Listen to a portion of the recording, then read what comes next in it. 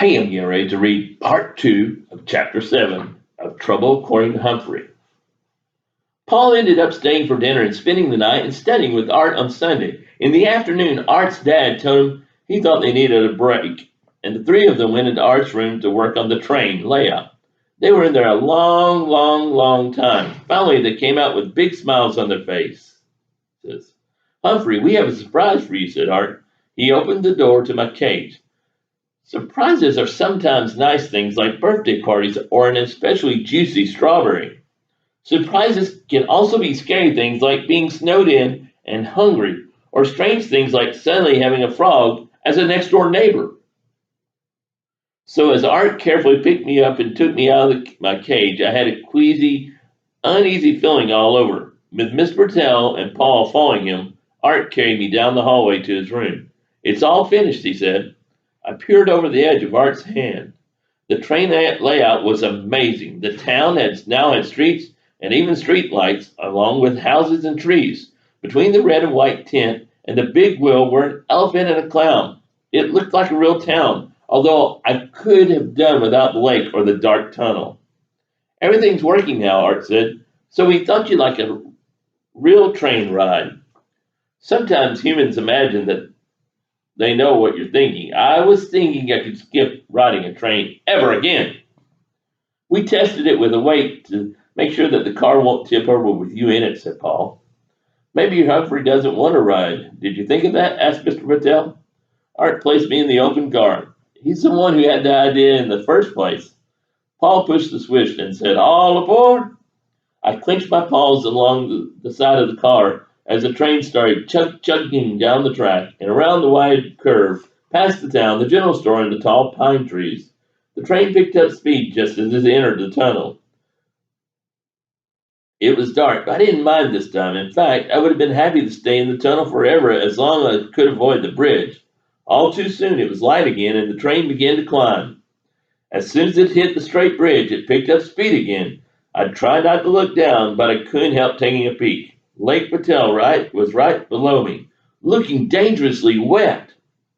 At least Paul and Art and Mr. Patel were there to catch me, I hoped. All of a sudden, the train dropped and headed down the incline. I closed my eyes tightly. The speed of the train created a strong wind in my fur. When I opened my eyes, the train had almost reached the bottom of the incline, and it hadn't tumbled off the tracks. I was safe. The train veered around another curve, around the back of Lake Patel. Whee! This was one fun ride. Suddenly, the train began to slow down. Coming into the station, Paul announced. Don't stop now, I squeaked. I want one more time around. I think he likes it, said Art. Boy, he was really paying attention now. So around I went, not once, not twice, but 3 more times. It was thrilling, chilling, and I was perfectly willing to keep going around forever. But Art's dad said it was time to stop, or I might get sick. I must admit, when the train stopped, I felt a little strange. Once I was back in my sleeping hut, my head stopped spinning. I began to write in my notebook, trying to find the words to describe my wild ride. A train makes your brain click and clack around the track, and even when the train is slowing, your brain just keeps on going. My brain kept going around and around that track all night. The next morning when we got back to school, I couldn't wait to tell Og about my exciting adventure, but as soon as I saw Miranda come in class, I was squeakless because of that hurt look in her eyes every time she glanced at my cage. The look that had my brain hurting. The look that made me remember the trouble all over again. My mind was a million miles away until it was time for math and Paul came into the room. I realized that while Art and Paul had studied hard for the test, I had not. The test was hard. My friends wrote and stared at the papers and stared at the ceilings, erasing and sighing. Seth sat amazingly still, glancing over at my cage now and then. Miranda did more erasing than writing, which was strange for her.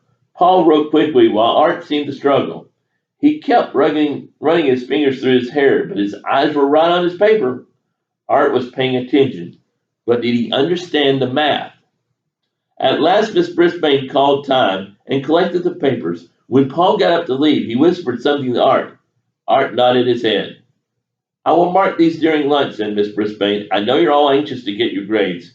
When it was finally time for lunch, my friends raced out of the room. I, on the other paw, stayed inside, watching our teacher grade the papers and feeling about as worried as a hamster can feel.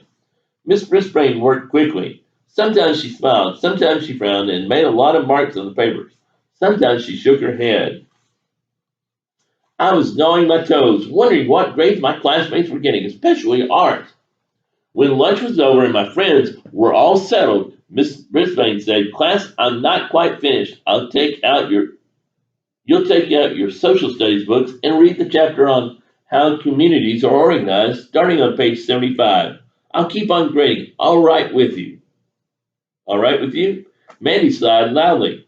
Miss Brisbane ignored her. "How many more do you have to grade?" Heidi asked. "Heidi, what are you supposed to do before you talk?" Heidi raised her hand. "Thank you. I think I'll be finished by the time you've all read the chapter." I don't have a social studies book, so I continue to watch Miss Brisbane and nibble at my toes. Og dove into the water for a long, splashy swim. He was probably worried about the test, too. Just when I thought I'd have no toes left at all, Miss Brisbane stood up. "Class, I finished grading the math papers, and I'm pleased to say that all around I've seen improvement. In fact, most of your grades have gone up." She began to pass out the tests. One by one, I could tell what grades my friends had gotten from the expressions on their faces. "Say it, 100%, of course." "Paul, 100%, of course." Paul smiled, then glanced at Art, obviously worried about his friend. Seth broke into a broad grin and made a V for victory sign with his fingers as he turned to Tabitha. She acted happy too. For the most part, friends like AJ, Garth, Richie, Heidi, and Gail looked relieved when they got their papers. I was holding my breath as Miss Brisbane handed Art his test. "Good work," she said.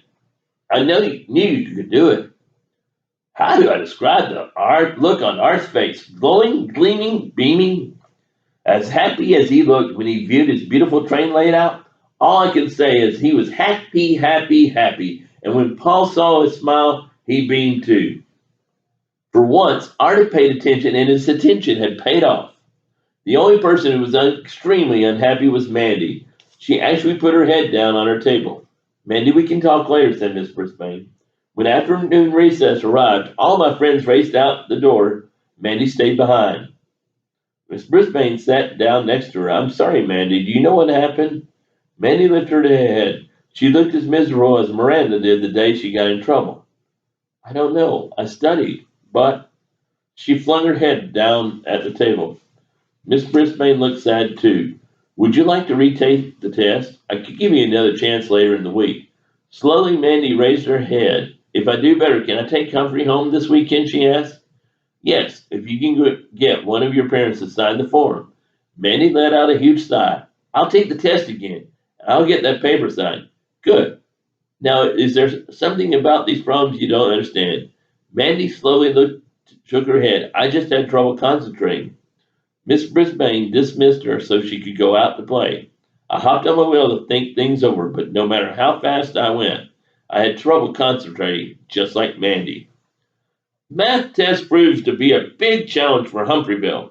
With a few exceptions, most students did well, Miss Brisbane reports, the Humphreyville Herald. And that's the end of Chapter 7 of Trouble According to Humphrey. We'll read Chapter 8 next time. Bye for now.